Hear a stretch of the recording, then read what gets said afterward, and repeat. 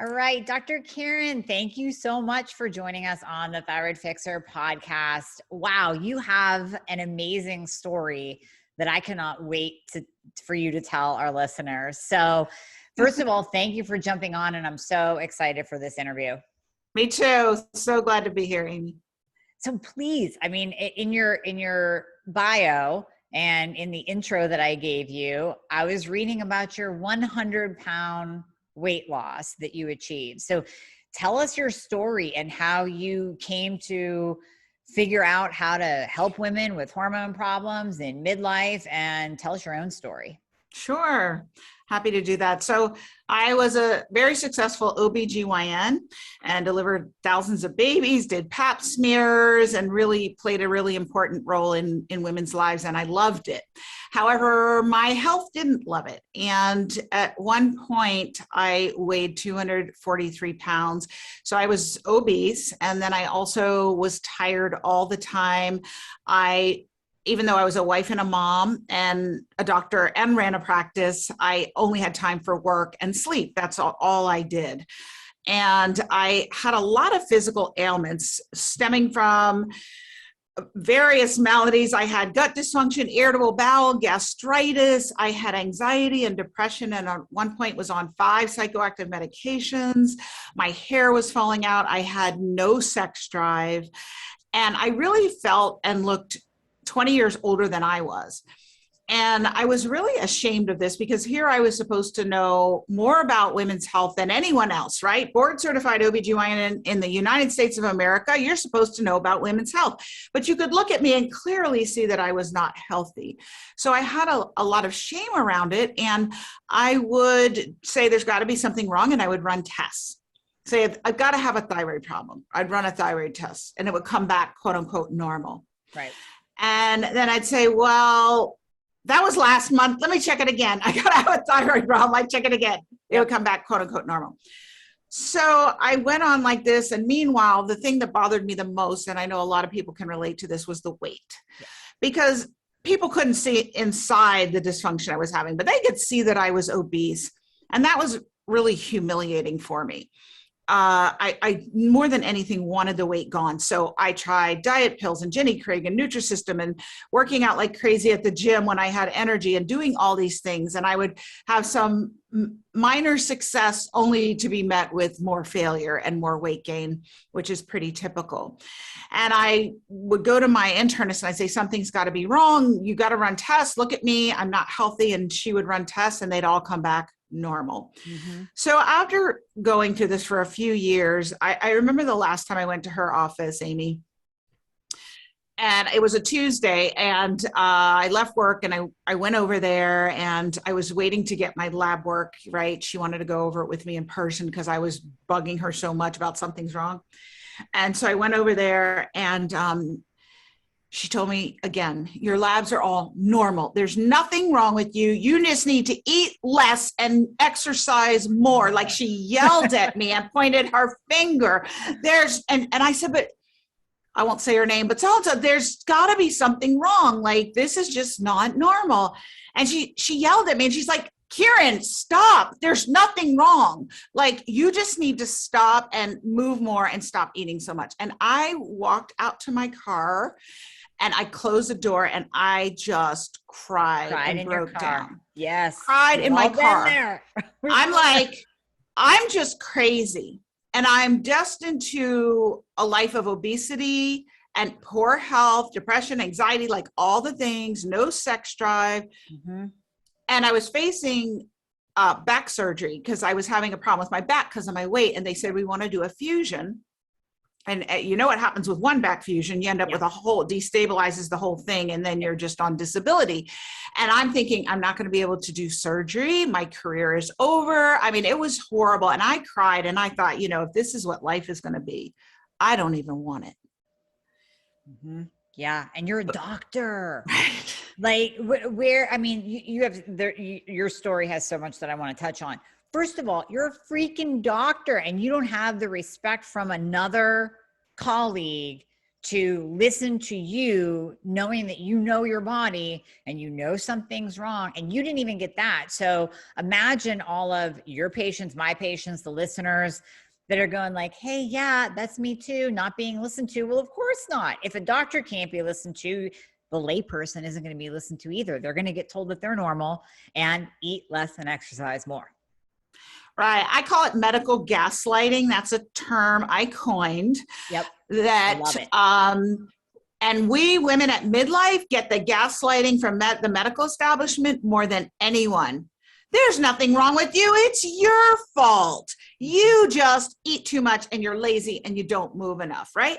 Yeah. So I didn't have a choice, Amy, right? I was the breadwinner in my family. I had to keep going. So I kept putting one foot in front of the other.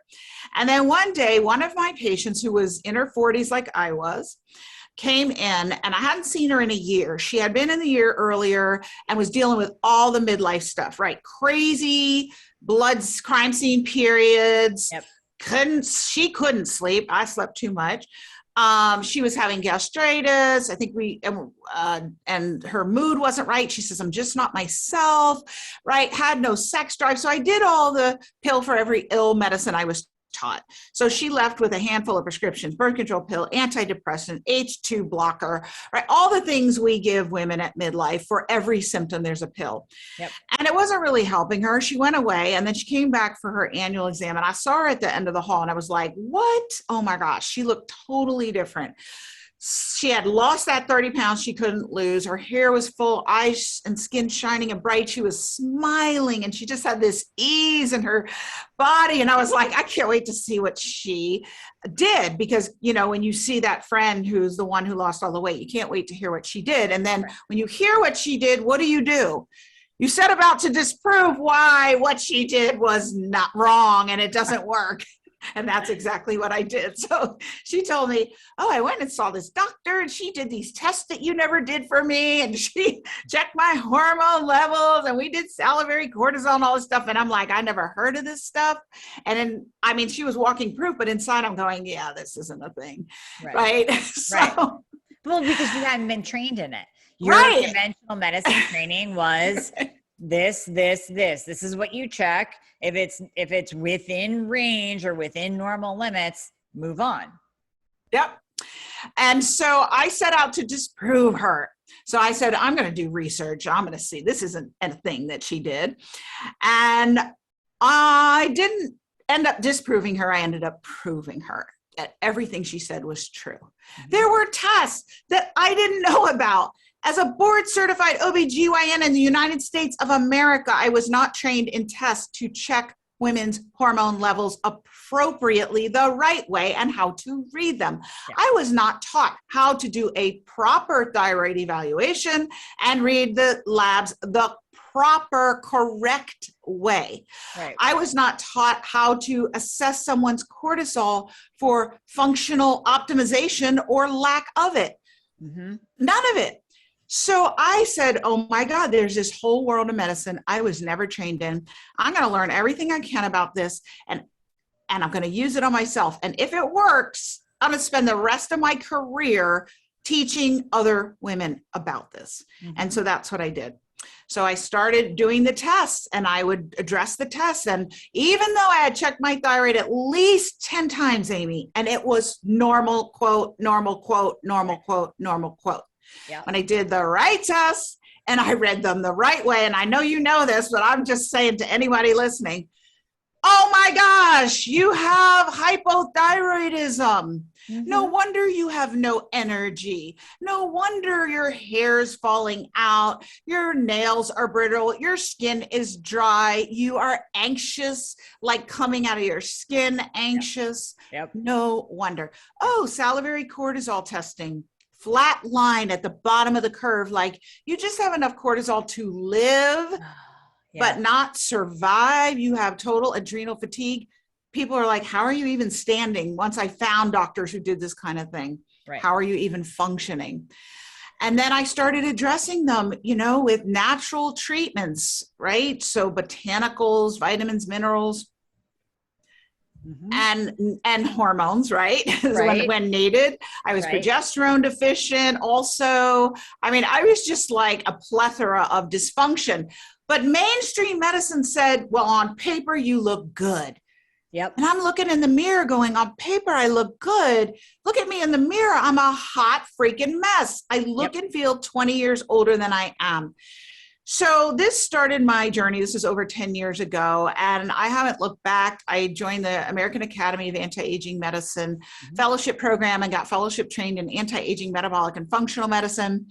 Yep. I eventually walked away from regular OBGYN because I knew it was not the way to help people.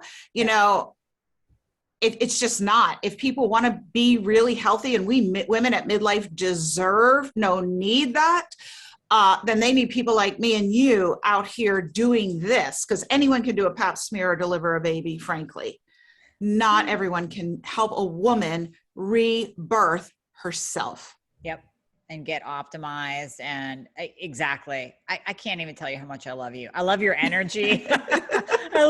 I just love your message and your energy. And this is just, I mean, the listeners are resonating right now. And you brought up something that actually no one has ever brought up, including myself on this podcast: shame. The shame that a woman takes on when she's not ideal, and when she's gaining weight, and when she can't have all the energy in the world to be a mom and run a business and go to the grocery store and clean the house. And then the conventional system putting that shame back on a woman, saying, but it's you need to eat less and exercise more. You're just getting older.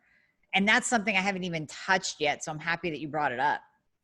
Medical gaslighting, girl, it's a thing. Like I said, I coined the term, but you're welcome to use it.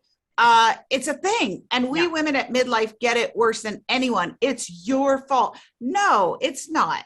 Okay. It's y'all's fault. It's the whole medical establishment. I include in there not only the medical people who deliver the care, but insurance and pharmaceutical, right? Yep. It's the conglomerate. So now is our time to take back our power and stop the gaslighting and say, no, it's y'all are doing the wrong tests and you're reading them the wrong way, to figure out what's causing at the root of our problems, and start doing this for each other. Yeah, exactly. And I'm sure when you got your thyroid tested, it was just what, TSH and free T4? Oh, not even free T4.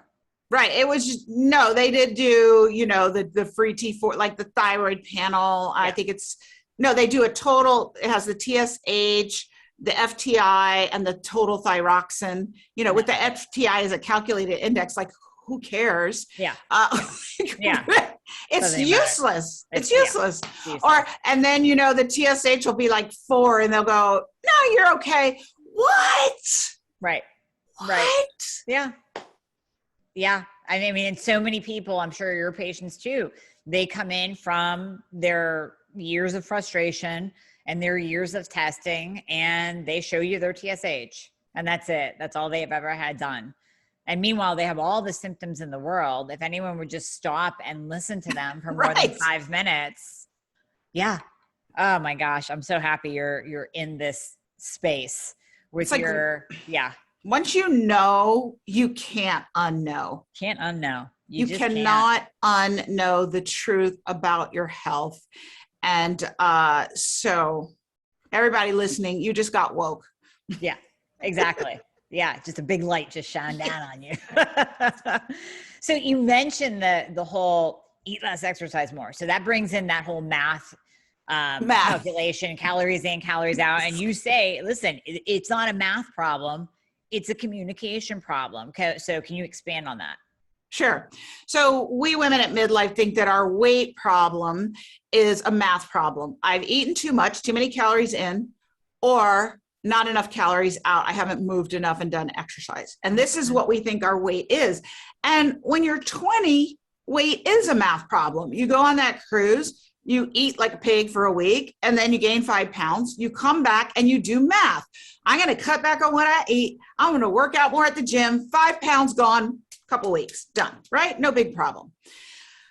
But the issue is that it's really a communication problem. So what allows calories in and calories out to be coupled together and linked is actually your thyroid. Literally, it's your metabolic coupler between your weight, your fat stores, and your energy, because your thyroid is what tells your cells when to open those fat cells, take the fat out, burn it, and make fuel to do things like go run to the grocery store, bat an eyelash, think a thought, do whatever. So when you don't have energy, it's because your thyroid is not burning, telling your cells to burn the fat and convert it.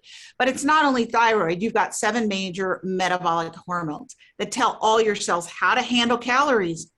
So you've got your insulin hormone. I'll just run them down briefly. Yeah. Thyroid, cortisol, DHEA, estrogen, progesterone, testosterone. Those are your 7 main metabolic driving hormones. Hormones are communicators. I know most people don't have a framework about what is a hormone. It's this thing in my body, but it's no different than like, oh, it's my calcium or my vitamin D. But I want you guys listening to understand the importance of them. So what runs your body?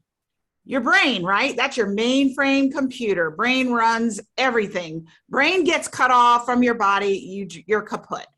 So your brain has 2 branches. It has the hardwired branch that has nerves that go all throughout your body so you can move toes and fingers, you can digest food. That's kind of like the hardwired internet in your house, right? So what keeps you connected and going to the outside world? The internet in your house. So the hardwired internet, if you plug your computer into it, pretty sturdy, right? Rarely goes out. Well, the other part of your nervous system is the wireless internet, like the wireless internet in your house. The wireless internet in your brain, that's your hormones.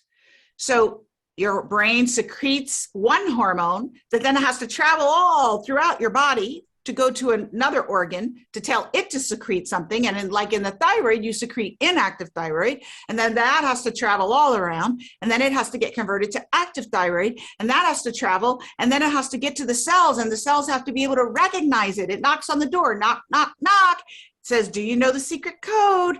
I do. Okay, well then I'm gonna let you in. If it doesn't know the secret code, and there's some times it doesn't know the secret code, or maybe there's no doorknob on the door, it can't get in, and it has to get in, and then it has to get to the nucleus of the cell to have activity. So lots of steps in that wireless communication, just like in your house with your computer. I don't know about your house, but in mine, I got wireless problems all the time. Where I live in Georgia this time of year, we have thunderstorms every single day, and the electricity flashes, that could be a problem, or the Wi-Fi signal goes out, trying to connect, cannot connect, unstable connection. You know what I'm talking about. Your hormones are the same. So many things can interfere with the wireless communication of your hormones. So those 7 main metabolic drivers, you might assume that you've got them all tuned up at the right levels. I should be able to eat less and exercise more and lose weight and have more energy. And that might work when you're 20. But by the time you're 40, ladies, you have programmed obsolescence of your ovary factory, hormone factory. So you're programmed the time you're born with the number of eggs you're going to have. And by the time you start puberty and you're kicking out those eggs every month and many more are disintegrating, by the time you're 35, those eggs are considered old and they don't produce the same level of hormones. And by your time you're 40, women really notice that. So that's your wireless internet, y'all. It's going offline at 40 and you're beating yourself up and your doctor's beating you up. Well, you just need to eat less and exercise more. Your thyroid labs are normal. There's nothing wrong with you. And you're like, I'm just crazy because I really don't eat that much. And I really do move a lot. I get a lot of steps on my tracker. You're right. He's wrong. So it's the communication from that nervous system. And communication is the most important thing in any system. You go into a 3rd grade classroom anywhere in America today, and you find a substitute teacher who didn't get the lesson plan from the regular teacher who's out sick. And what's going on in her classroom? Chaos. Yes. Kids are running around, playing tag, throwing spitballs. Why? No communication. Mhm. This is the lesson plan. This is what's expected of them. And no communication to the kids. This is what's expected when there's a substitute teacher. You will behave this way and you will sit in your chair and you'll do what's expected. Communication is vital for any system to function. All your cells are looking for that communication from those hormones. They don't know what to do without it. So it's like you driving your car down the highway with a blindfold on. They don't know. You want me to burn calories? I didn't know. They didn't get the memo, right? The memo is thyroid hormone, estrogen, progesterone, testosterone, cortisol. Those are the memos. If the memos aren't getting, then the cells aren't getting it. You could work out like crazy. And I see women all the time who's like, they do CrossFit. They got muscles. Yep. But they got fat too. And they can't get rid of it. Yep. I run marathons. Yeah. But you got fat. You can't get rid of it because you don't have the right communication. So that's why it's a communication problem. So once you hit, and this can hit earlier for some people, but for most people, it definitely hits by the time you get into your 40s. You've got to fix the communication. It's not a math problem. Mm-hmm. I love using analogies and stories. So that was so beautifully put. I love that. It's so easy to understand when you relate it to the Wi-Fi or to a third grade classroom. That's it. It's the communication. So, and the way that you said about the thyroid releasing and T4 has to convert to T3 and then has to get to the cell. I always say it's like that poor little T4 guy is running a marathon with some hurdles. It's a tough job. There's so much that can get in the way of that conversion. And then T3 actually getting to the receptor site on the cell. Since we don't have receptor sites for T4, we need the T3 to get to the cell. I mean, that is just perfectly, I just love you to death. I just do. And then Amy, and then you got the block linebacker reverse T3 who's going to get to the receptor first. Like, nah, I got to sit here. You can't do anything. So see, now I always say it's a bouncer. It's like a bouncer. Like, nope, sorry, you can't get in. You can't get in. You know, yeah, same thing. I love it. Nah, you can't get in. You're not coming in. Not today. Not today. Hilarious. And I'm sure this cracks you up too. When a patient comes to you with a full hormone panel and she's a woman and she has estrogen, LH, FSH. Right. Did your last doctor forget that you have other hormones that are important? So tell the listeners, what do you look at and how do all of those hormones kind of play together? Right. So the first thing is that, you know, when women hear me talking about this stuff, they're like, just tell me what labs I need my doctor to draw and I'll have them draw it. So then I'll be good. Yeah. And what you got to understand is for a lot of these hormones, blood is actually not accurate to draw them. So I wish I could help you there, but I can't. So you really want the gold standard is a Dutch test, right? Urine metabolite test for your sex hormones. And that's going to give you your 3 types of estrogen, estrone, estradiol, estriol. It's going to give you your progesterone. It's going to give you your testosterone. And then all the other intermediary hormones, androstenedione, etiocholinone. It's also going to give you your salivary cortisol levels, which you have to check throughout the day. And then thyroid can be done appropriately in blood because it's water soluble. And I forgot to mention the reason why blood isn't accurate for the others is all of those steroid hormones are made from cholesterol. Mm-hmm. Everybody knows where cholesterol comes from, animal fat, right? So it is animal fat. And your body makes these hormones from cholesterol. So these hormones are like oil, they're fat, and your blood is water.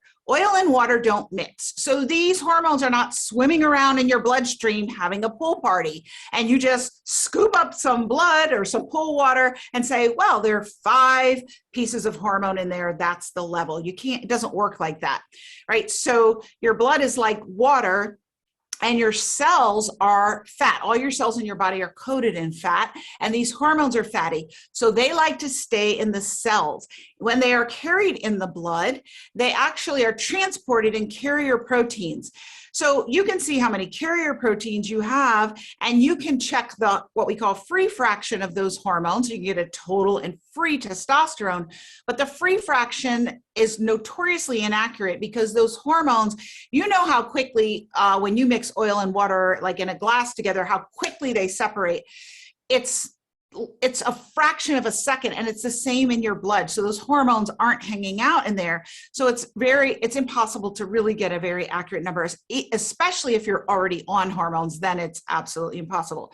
So that's why you want a urine metabolite that collects metabolites, and then you can, by deduction, they calculate how much is in your body. So thyroid, though, is water soluble, and it can be checked in blood, but there are like 7 or 8 different tests you want to have done. So not just a TSH, which is what a lot of doctors do, not just a thyroid profile, which includes TSH, the FTI, and thyroxine. That's not good. You want a TSH. You want a total and free T4, a total and free T3. You want a reverse T3, and then you want your antibodies, thyroid peroxidase antibody and antithyroglobulin antibody. Yep. And then there's a melatonin on the Dutch too. I forgot that. Mm-hmm. So that's like all the comprehensive hormones. Did I forget any? No, I think that's it. Yeah, that's good. I mean, what about pregnenolone and DHA? Do you check pregnenolone? Oh yeah. So those are on the Dutch also. Yep. Yeah. So I'm going to play devil's advocate with the Dutch because I have so many people that just can't afford it. It's so expensive. So sometimes we just go by blood because it's covered by insurance. Of course, you and I aren't, because we need more than 5 minutes to spend with a person. Right. But when it comes to labs, it's like, oh man, if I'm trying to save a person money, we'll just go buy serum. I mean, what are your thoughts on that? Totally inaccurate? Or do you sometimes, when someone can't afford a Dutch, you go, okay, well, we're going to figure this out with the serum at least and pair it up with your serum. If your progesterone's in the basement, maybe you have low progesterone. In my hormone balance mastermind that I designed, we do the Dutch because that's really the gold standard. For a screening test, when you are not on hormones, a serum is probably acceptable. But once someone gets on hormones, then the question becomes, how are you going to properly monitor them? At least twice a year, in my opinion, you need to have a hormone evaluation for the levels to be appropriate. And so unfortunately, it's kind of like, if you can't afford to keep the membership at that fancy golf club for a year, you probably don't need to start at the fancy golf club. I hate to say it like that, but you're probably better served by just getting the hormones that come on your PPO plan for a $30 copay where there is no hormone testing. That's better than nothing. And not even worrying about the testing, because this false sense of security that people get lulled into because they're getting blood levels checked. I see more problems with that than anything. Like, I had a woman come to me, she had pellets. She had like those Bio-T pellets. And so they gave her estrogen and testosterone, no progesterone. Yep. And she came in talking like this. Her voice was so low. Why? Because she had been on so much testosterone. And she said, Dr. Kyrin, I'm having orgasms walking down the street. I don't think that's normal. And like, she had clitoromegaly. Her clitoris was ginormous because of all this testosterone, because they were monitoring her with blood levels for years. So when you see something like that, I'm like, yeah, I'm kind of like, I understand the Dutch is expensive. And the thing is, people say I can't afford it, but that's because we're coming at it from the mentality of, we are socialized to believe that our health care should be paid for by our job and our insurance, and a $30 copay, and it is an expense to be minimized. And nothing could be further from the truth, right? So health insurance was created over 100 years ago by employers. Why? Because they didn't like you being out sick from work. And they didn't like you saying, I can't afford to go to the doctor. So they said, well, let's make some insurance. So they have to go to the doctor and get a doctor's note and get some type of pill so that can patch them up well enough to come back and do their job.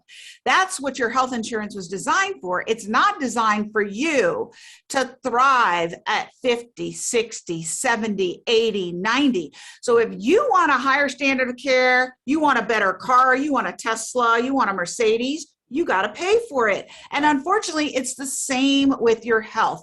If you want your hormones to be tuned up where you don't have a communication problem and you want to sleep well and you want your hair to be full and you want a good sex drive and you want your cognition to be peaked, into latter years and not get dementia, you have to invest in your health because your health insurance is not about that. It's not about that. So I hear you, people saying I can't afford it, but can you really not afford it? Because what kind, then you get into like, and it's funny because I used to be that one too, right? I was so tried and true in the medical system, and I was going to the doctor on my policy, right? For a $30 copay. And if they give me the drug that's like $50 copay, can I get one for $30 copay? I was that person. And so then when I discovered this type of care and they're like, oh, that's $500 for this hormone test. I think I was willing to pay it because I wanted to know, right? So I was like, well, I don't believe in that, but okay. And I did it. And then when I saw in black and white what a disaster my hormones were. And then I went to the health food store the first time I got this list of botanicals and nutraceuticals I needed in my community. Brighter day. And I have this long list, right? So I have this shopping cart and I'm like, this one, this one, this one, this. I'm just pulling them off the shelf. And I go to the checkout, woman's ringing up for what seems like forever. And she goes, okay, that's $880, please. Yeah. And I went, what? Yeah. $880 for vitamins, minerals, and herbs? Are you kidding me? I didn't say that out loud, but that's what I was thinking in my head. Right. But right in that moment, I had to make this choice, Amy. I'm like, okay, either I'm 2 feet in and investing in myself and in this to see if it works, because this was right at the beginning, or I'm going to reject the possibility and then I'm going to accept the fact that I'm crazy and going to go get on disability and be obese and just a mess for the rest of my life. And I plunked my credit card down and I paid it and I haven't looked back since. Yep. So this concept of you can't afford it, that was always my refrain. I can't afford that. I can't afford that. We afford what we value. Yeah. And the thing is that you've been taught not to value your health, number one, and you've been taught to not invest in your health. And so you've got to reframe what you've been socialized to believe if you want something different. Mm-hmm. I love it. I'm like beaming from ear to ear right now because I just love talking to you. That's so, and it's like you afford your Botox, you afford, like, people find the money for Botox, you find the money for fillers, but then it's like, oh, but I can't afford a Dutch test. No. Yep. Very well said. Or they can't afford us and they want to, do you accept insurance? No. Okay. No. Well, then keep bouncing to 10 different doctors, right? Paying those co-pays. And if you're seeing an endocrinologist who's going to drop the ball on you, that's $125 copay. And just keep adding that up until you're frustrated, fat, tired, and you don't even have the energy to see another person. And that's going to be your life. It's going to be your life. Yeah. You'll never get better in the medical system using insurance. It will not happen, period. Will not happen. I agree wholeheartedly. And I'm so glad you said that and call it. So it's not just me, you know, calling people out on this, on the podcast, because I've been seeing it a lot more lately. I think maybe because we've gone through, you know, a rough year, 2020, going into 2021, and people are just like, oh man, you know, I'm kind of pinching pennies and whatnot. But if you feel like garbage, that's not where to pinch pennies. That's where to, that's where to invest, because you're going to get a return. So instead of going on the vacation, I know you've been cooped up, everybody's traveling right now, but take that money and spend it on yourself, because you're going to be garbage on vacation anyways, because you're not going to feel good and you're not going to want to get dressed and go out, and you're not going to want to eat the food because you know you're going to gain 10 pounds or maybe 20 by the end of that week on vacation. Yeah. So I'm glad it's a bitter pill to swallow. It was a bitter pill for me to swallow because I really had bought into the whole system. Mm-hmm. But now I'm so far out of it. I'm like, I don't even have health insurance. Why? Yeah. I invest that money in my health, you know, in my hormones and keeping myself tuned up. And yep, 100%. I mean, I think back, I just told the story the other day, to when I was first, I was gaining weight and was misdiagnosed 6 different times, cried in my car, similar to you. Did. Okay. And I mean, back then I was making maybe $300 a week was my income. And I found the money. I will never forget my functional doctor who I found, who saved my life. at that point in time, 25 years ago, was $250 to walk in the door. And I thought, oh my God, that's a week's pay. Like, but I found it. I don't know what I gave up, multiple things, but I found it because that extra 30, 20, 30, 40 pounds that I was walking around with, and the hair loss and the fatigue was, I mean, I would have given anything to get rid of that. So it comes down to what do you value? It absolutely does. And I've never looked back, and, you know, either you're willing to invest in yourself or you're not. Yep. It's kind of gets down to that.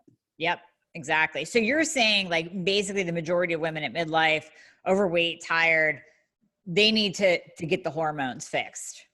Absolutely. To me, like, hormones, that's ground level foundation. That's the foundation on your house, the communication. You know, I know there's some people who say, oh, well, you need to start with gut detox and rehab, and that's a part of it. But if you don't get the communication going, it's impossible to fix the gut. It's impossible to properly detox. It's impossible to do anything else without communication. If you don't get those third graders sitting in their seats quietly so they can listen to what the teacher says and know what page you're on and what the lesson is in the homework, nothing's going to happen as long as they're running around playing tag and throwing spitballs. It's like, oh, we're going to come in and we're going to clean the floor in this classroom while these third graders are running around playing tag. The floor is just going to get dirty in 5 seconds, right? So it's a little insane. Hormones, communication. When there's a hurricane, Amy, right? So what's the first thing that has to happen after a hurricane? They've got to know. Information has to be transmitted. How many people are injured? How many hospital beds do you need? Is your hospital electricity working or not? Do you need ambulances? Are the roads open? Can we get people in? Care workers, can we get people out? Communication is everything. Mm-hmm. And that's hormones. Yep, that's hormones. And oh my gosh, you and I are so much alike. It drives me. I know the importance of the gut. I get it. I know. But it drives me crazy when everybody starts with if someone will come in with a T3 of a 2, but they're fixing their gut. And I'm like, you're not going to feel better just fixing your gut.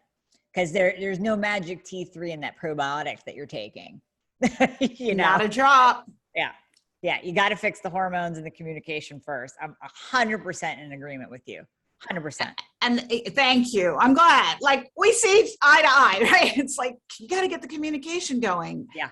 And then when all the systems are communicating and they know what's expected, then you go in and you clean up.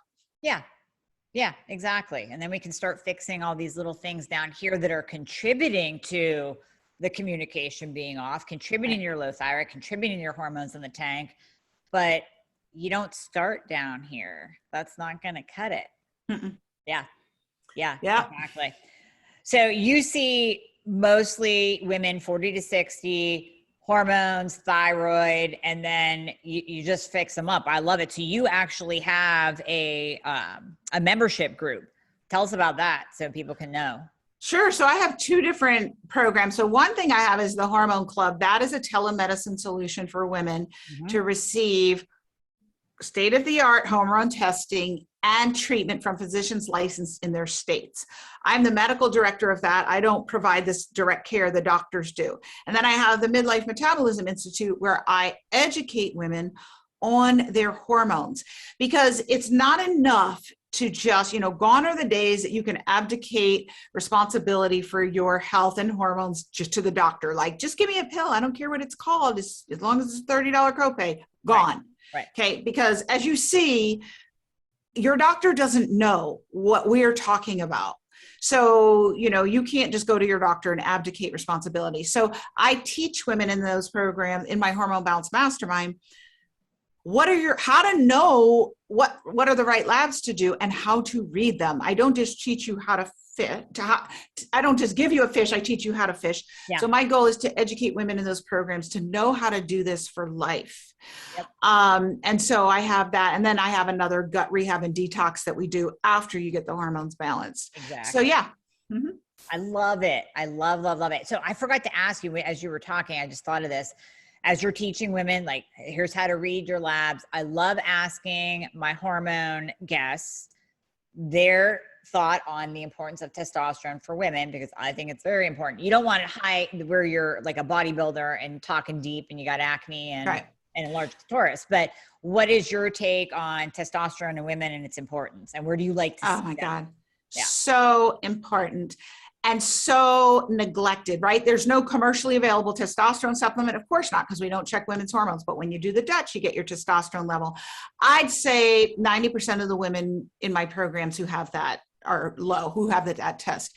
Yep. It's vital. It's vital for your bone density. It's vital for your muscle mass. And muscle mass is one of the biggest drivers. Loss of muscle mass that starts at the age of 30 is one of the biggest drivers of midlife weight gain. Mm-hmm. We start gaining weight at the age of 30 at the rate of 3% per year if we don't do anything to prevent it. Well, one of the things you need to do is increase your muscle mass, which becomes very hard if you don't have enough testosterone, because testosterone helps you maintain your muscle mass. It's important for your cognitive functioning and your drive. It increases your dopamine. So you know how they say when a guy's lost his edge, that's because his testosterone is low. Well, we women have an edge too, because we have testosterone. They have 10 times as much, but we've got it and we need it. And it is so neglected. I say it's what turns the lights on. You need estrogen, you need progesterone to function adequately, but it isn't until you get that testosterone dialed to the optimal levels that women are like, whoa. Yeah. Like, oh, now I see, she said, now I get it. It's like I was writing an email to my people the other day. I said, it's the VUM after your VAVA. It's like the VAVA, VUM. It's the thing that really makes you feel good. And it's essential. So you got to have it. Total agreement. I see women just neglected on the testosterone end, because just like we see in the labs that they bring in, no one's checking their testosterone because they deem it a male hormone. Right. And so we don't need to check that on you. Right. I'm with you. It's so important. I like experts saying that so my listeners can hear from someone like me touting the importance of testosterone in women. Yeah. And the poor guys, I mean, that would be a whole nother podcast. They're neglected left and right with their testosterone. Poor dudes walking around with a test of 285 and they're told they're normal. So yeah. So, I mean, we're having testosterone programs, both sexes, problems, both sexes. And, you know, it needs to be addressed really, but men do have commercially available products, but we don't. Right. Exactly. Mm-hmm. Exactly. I think pharmaceutical companies are just afraid, like when you have testosterone, you wake up, like you see how passionate Amy and I are, like you wake up and you're like, not on my watch. Midlife women suffering, not going to happen. And so if all the women and the Western women had their testosterone dialed in, a lot of the crap that goes on wouldn't be going on because we wouldn't take it. No. And I think some people know that. Yeah, I mean, that's a whole nother, but I'm with you. We would get more shit done and we would be just powerhouses in every field. So look out. Yeah. No, you're absolutely right. And this is something that women need to know and be awoken to, like you said earlier, like wake up, your testosterone is important, your thyroid's important, the communication between your hormones are important. You get that down pat and you get your life back. Literally your life back. Yep, you do. Yeah. Oh my gosh. I can't thank you enough for coming on here. Thank you so much for having me. I love this. It's been so much fun. So much fun. We got to have you back on because this is one of the best conversations I've had in a long, long time. I have great guests on. Don't get me wrong. I have awesome guests on, but you and I just jive. I mean, we got the same attitude. I love it. We're truth tellers, you know, and I just can't stand the thought of some woman, like right now there's a woman lying across her bed before she started listening to this podcast, crying her eyes out because there are clothes strewn all across because she got invited to an event and she's gone through everything in her closet and nothing fits and she's sick of it and she's tried every diet and she has no energy and she feels horrible about herself and the way she looks, and her doctors told her it's her fault and there's nothing wrong, and she feels so hopeless and helpless. She's having the same thoughts that we did. If this is what life is, I don't even want to live it. And I want her to know you are not alone. And there is a reason. And if you don't know the reason why you're having these health problems, it's just because you haven't asked the right question yet. Not you personally, but the people you're working with. So you need to get with people like me and Amy who know what the deal is. We know what the problem is, who can help you find the answer to your problem so you can get better, because life is too short for you to be laying across your bed crying. Right. And you don't have to. So get up, wipe your tears, and get going. Take action. Yeah. Bam. That's just a slap in the face.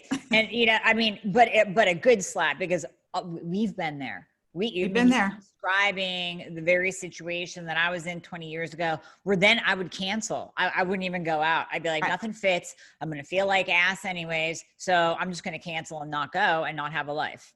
Yep. Exactly. How many times? I mean, and then I would just go automatic. People would ask me, do you want to do? No. No, I'm busy that night. Yeah. Because the closet drama, too much. It's too much. And I'm not buying a size up. So it's not happening. I'll just stay home. Thank you. I mean, you've hit home on so many points for people, for women specifically. And I can't thank you enough. And we will have all of your information in the show notes, so people can contact you, listen to your podcast, follow you, the whole deal. Yeah, come find me. I'm on social media, I think at Kyrin Dunston, MD. It's KYRINDUNSTON, MD, on Facebook and Instagram. I'd love to see you guys. Awesome. Thank you so much for your time. Thank you. Bye, Amy.